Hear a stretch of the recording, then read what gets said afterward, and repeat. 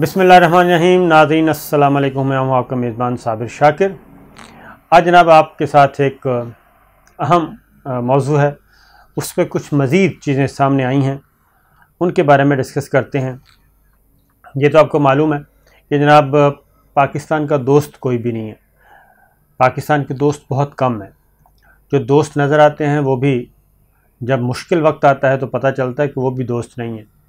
और उसकी रीज़न यह है कि पाकिस्तान के पास अल्लाह ताला का शुक्र है, एक चीज़ ऐसी आ गई अल्लाह ताला ने दी है जिसे जौहरी सलाहियत कहते हैं।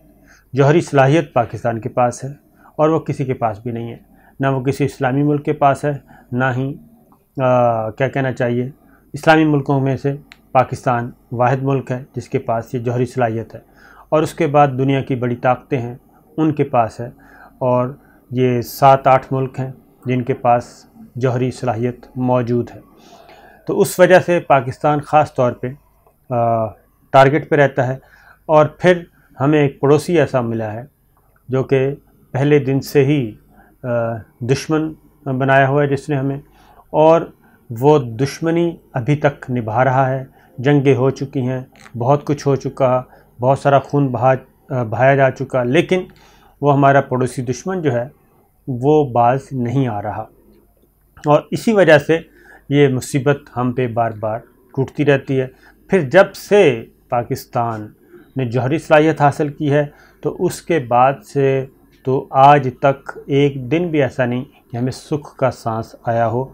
और हर कोशिश की जाती है, हर कुछ अरसे के बाद कोशिश की जाती है कि पाकिस्तान को किसी भी तरीके से एक फेल स्टेट दिखलाया जाए, पाकिस्तान को एक इंतहापसंद रियासत दिखाया जाए, पाकिस्तान को एक दहशतगर्द रियासत दिखाया जाए, पाकिस्तान को एक मजहबी जुनूनियत वाला मुल्क दिखाया जाए। लेकिन बफज़ल खुदा अल्लाह का शुक्र है कि वो सारी कोशिशें नाकाम होती रहती हैं। अब जब से ये सलाहियत हुई है हासिल पाकिस्तान के पास, उसके बाद से पाकिस्तान को कमज़ोर करने के मुख्तलिफ़ और तरीके इख्तियार किए जा रहे हैं। पाकिस्तान के अंदर अलहदगी की तहरीकें पैदा की जाएँ, पाकिस्तान के अंदर जो छोटे ग्रुप्स हैं कौम परस्ती की हवा खड़ी की जाए, कौम परस्ती की नफ़रत पैदा की जाए, लिसानी बुनियादों पे, ज़ुबान की बुनियाद पे, इलाके की बुनियाद पे ये सारी मुनाफरतें पैदा की जाएँ। और फिर सबसे बढ़कर ये कि फ़िरक़ावारियत यहाँ पे लाई जाए, मजहबी लड़ाई करवाई जाए मजहबी गिरोहों के दरमियान। ये सारी कोशिशें होती रहीं और पाकिस्तान इनसे निपटता रहा, नाकाम करता रहा। अब एक और चीज़ आ गई कि मीडिया का ज़माना है, जिसे कहते हैं हाइब्रिड जंग, जिसे कहते हैं 5th जनरेशन जंग, जिसे कहते हैं मीडिया के ज़रिए जंग, प्रॉक्सी जंग। तो ये सारी चीज़ें एक नई शक्ल इख्तियार कर गई हैं। कुछ चीज़ें तो आपने सुनी होंगी, मुसलसल सुन रहे हैं कि किस तरीके से एक बहुत बड़ा स्कैंडल, बहुत बड़ा सबूत निकला कि यूरोपीय यूनियन की ही एक तंजीम ने इंडिया को रंगे हाथों पकड़ लिया। लेकिन जो पाकिस्तान के ख़िलाफ़ पिछले 15 साल से काम कर रही थी। मैं आपको कुछ बताता हूँ कि 10 अक्टूबर 2020 को, यानी इसी साल 10 अक्टूबर को मिलिट्री एकेडमी काकोल में हफ्ते का दिन था जनाब। तो पासिंग आउट परेड थी। तो army chief general Qamar Javed Bajwa ने एक तकरीर की थी, और उस तकरीर में उन्होंने कहा था कि हमारे दुश्मन अपने अज़ाइम में नाकामी के बाद दिल शिकस्ता होकर मायूसी में उन्होंने हमा वक्त पाकिस्तान पर एक हाइब्रिड जंग मुसल्लत कर रखी है, जिसका हदफ हमारे कौमी इदारे हैं, कौमी क़यादत है, अवाम है। और इस जंग का जो मैदान जंग वो है इंसानी जहन को टारगेट करके, नौजवानों को टारगेट करके, कौम परस्ती, मुनाफरत, मजहबी फ़िरक़ावारियत, इस तरह की चीज़ें। और इसमें दिफाई क़यादत जो है वो उन्होंने कहा था कि हम इन्फॉर्म्ड हैं, हमें पता है कि दुश्मन की मकारियों से कैसे निपटना है और हम कौम को मायूस नहीं करेंगे। ये है 10 अक्टूबर 2020 की तकरीर। और आज 2 महीने इसको गुज़र चुके हैं जनाब। 2 महीने से 2-4 दिन ऊपर हो गए हैं। और उन्होंने ये भी कहा था कि पाकिस्तान का दिफा नाकाबिले तस्खीर है और किसी भी जाहरियत का हम भरपूर दिफा करेंगे, इंशाअल्लाह सब अच्छा होगा। अब उस वक्त क्या ऐसा चल रहा था जी कि 2 महीने पहले ही आर्मी चीफ़ ने ये बात कह दी थी। उसकी वजह ये थी कि पाकिस्तान के इदारों को कुछ चीज़ों का इल्म हो गया था और उसके बाद डोज़ियर तैयार किए गए थे और फिर डोज़ियर तलाश करके उनको एक मुनज़्ज़म शक्ल दे के, तरतीब दे के उनको न सिर्फ हमने डिस्क्लोज़ कर दिया बल्कि मुख्तलिफ़ ताकतों तक पहुंचा भी दिया। और वो हमारे दोस्त हैं या दूसरी सफ़ में हैं, बहरहाल सबको पहुंचाना ज़रूरी था कि ये है इंडिया का असल चेहरा, और उनको बेनकाब भी किया। अभी आर्मी चीफ़ के ये अल्फाज गूंज ही रहे थे जनाब कि ये चीज़ अब बाकायदा तौर पे सामने आ गई। और ये चीज़ सामने कहाँ से आई, ये आपको मालूम है कि यूरोपीय यूनियन के तहकीकाती इदारे डिसइन्फो लैब ने अपनी इंडियन क्रॉनिकल्स नामी एक रिपोर्ट में ये बताया कि भारत के श्रीवास्तव ग्रुप जो है ANI के 750 से ज़ायद जाली मीडिया ऑर्गेनाइजेशंस, कई गैर फ़ाल फेक तंजीमें, 10 से ज़ायद NGOs का नेटवर्क 15 साल से भारतीय मफादात की आड़ में पाकिस्तान के बारे में मनफी प्रोपेगेंडा कर रहा है और झूठी खबरें फैला रहा है। श्रीवास्तव ग्रुप से चलाए जाने वाले इस नेटवर्क की पहुंच कम से कम 116 मुल्क तक थी और मुख्तलिफ़ खित्तों तक ये फैला हुआ था। 15 साल से ये नेटवर्क जनाब अक़वाम मुत्तहिदा और यूरोपीय यूनियन समेत कई आलमी इदारों को भी झूठी रिपोर्टिंग के ज़रिए झांसा देता रहा।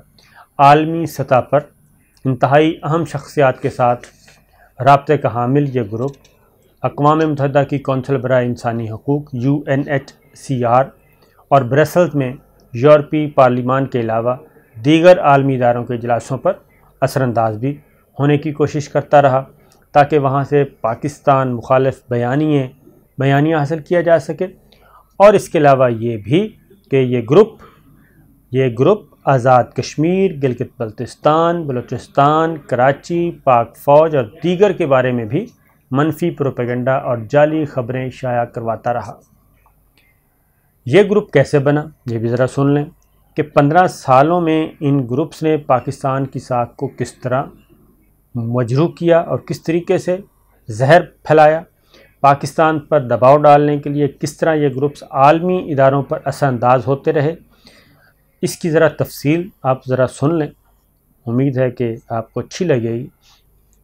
इस मकरू गेम का आगाज़ 2005 में आखिर और अक़वाम मुत्तहिदा के इदारे UNHRC के क़याम से चंद माह पहले हुआ। यानी प्लानिंग देखें आप, एक तरफ अक़वाम मुत्तहिदा का ये बन रहा है, ह्यूमन राइट्स का सेल बन रहा है, और दूसरी जानिब उससे पहले ही ये इदारा बनता है। इस पूरे नेटवर्क को चलाने में अहम तरीन किरदार कौन है जी? दिल्ली टाइम्स के मुदीर अंकित श्रीवास्तव, जो इस ग्रुप के नायब चेयरमैन हैं।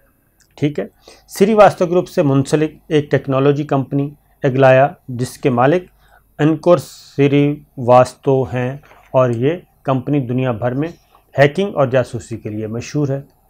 3 साल कबल अमरीकी जरीदे फोर्ब्स को इंटरव्यू देते हुए एग्लाया के मालिक अंकुर श्रीवास्तव ने तस्लीम किया था कि वो सिर्फ इंडियन खुफिया इदारों को अपनी खिदमात और मालूमात फराहम करते हैं। श्रीवास्तव ग्रुप ने भारतीय हुकूमत के साथ मिलकर पाकिस्तान के ख़िलाफ़ जाली खबरों और मनफी प्रोपेगेंडे का जाल बनाया। इस जाल के ज़रिए पाकिस्तान के ख़िलाफ़ हर्जा सराई के लिए झूठी खबरें बनाकर जाली NGOs और थिंक टैंक्स और फेक न्यूज़ वेबसाइट के ज़रिए फैलाई गई।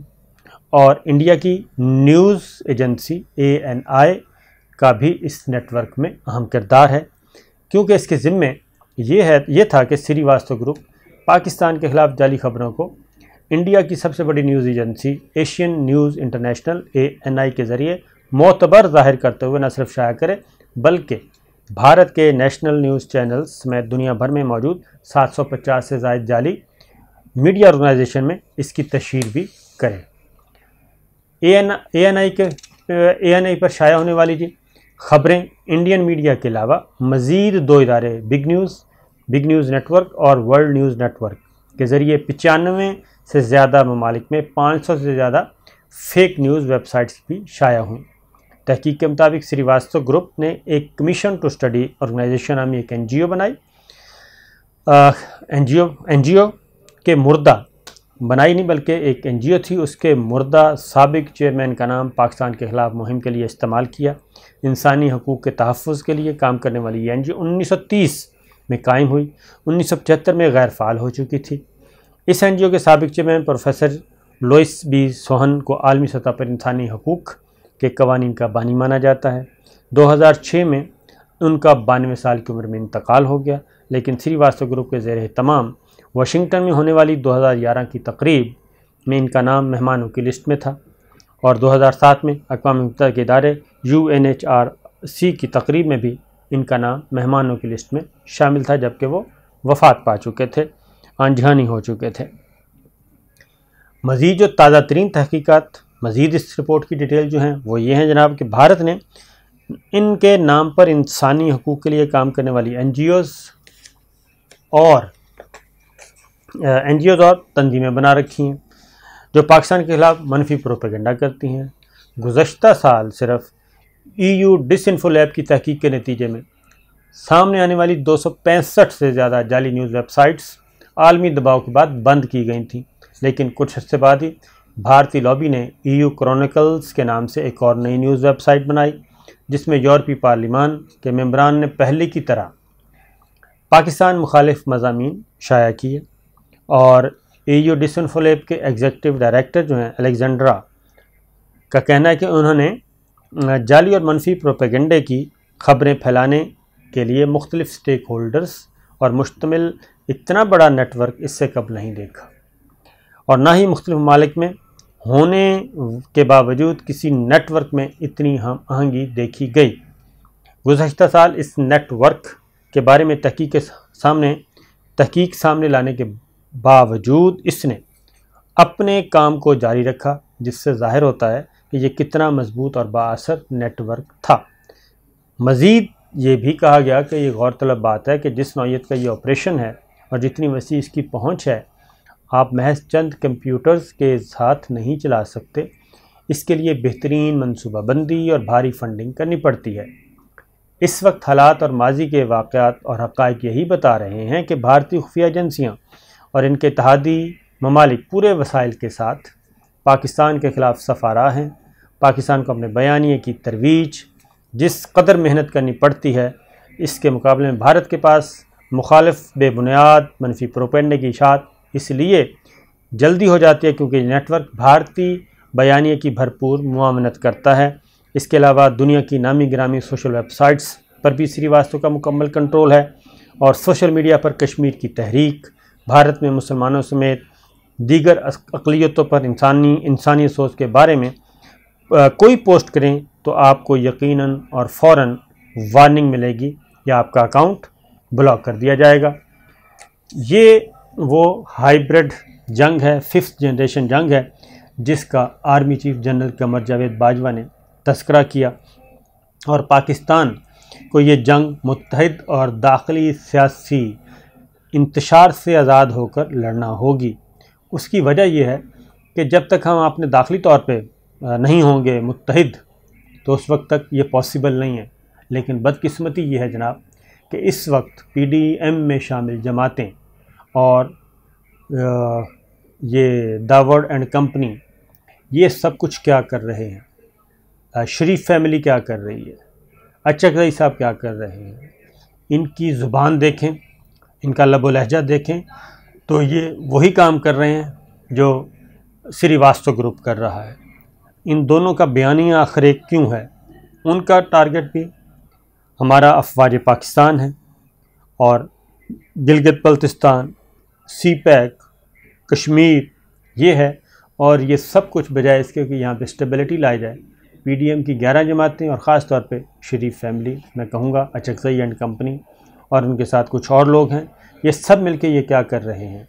तो ये एक जो रिपोर्ट है और जो अहम तरीन बात है वो यह है कि श्रीवास्तव ग्रुप से मुंसलिक जी इदारों की हिकमत अमली है कि UNHCR के दफ्तर के बाहर मुज़ाहरे करवाए जाते हैं, प्रेस कॉन्फ्रेंस करवाई जाती हैं और मुख्तलिफ़ तकरीबात में शिरकत करके अपने बयानियों को पेश किया जाता है।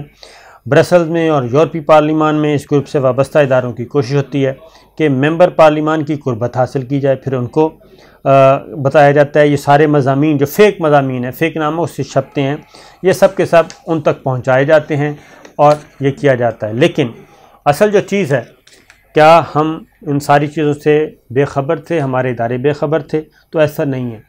हमारे न सिर्फ इदारे बेखबर थे बल्कि ये सब कुछ जो हमारे डोजियर्स हमने तैयार किए और जो दिए गए मुख्तलिफ मुल्कों को, उनकी मज़ीद तस्दीक हो चुकी है।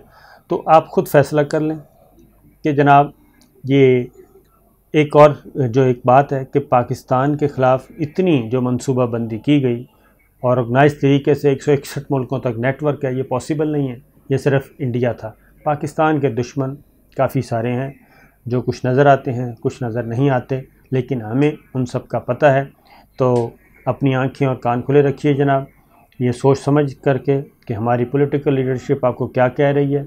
अगर वो पाकिस्तान के ख़िलाफ़ जाता है और वही बयानियाँ इंडिया और इस तरह के फ़ेक ग्रुप्स की तरफ से आता है, तो समझ जाएं कि दाल में कुछ काला नहीं बल्कि बहुत कुछ काला है। तो जनाब पाकिस्तान के साथ रहिए। पाकिस्तान है तो हम सब हैं। आज़ादी बहुत मुश्किल से मिलती है, उसकी हमने हिफाजत करनी है और इस तरह की साजिशों को नाकाम भी बनाना है। इजाज़त दीजिए। अल्लाह हाफ़िज़।